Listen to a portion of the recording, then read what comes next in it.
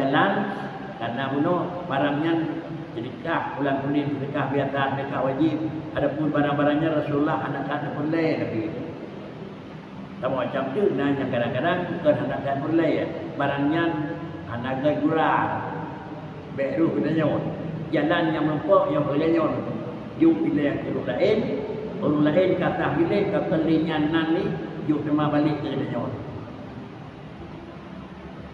Nanya hadir bersama yang mesti dia berkena orang ni.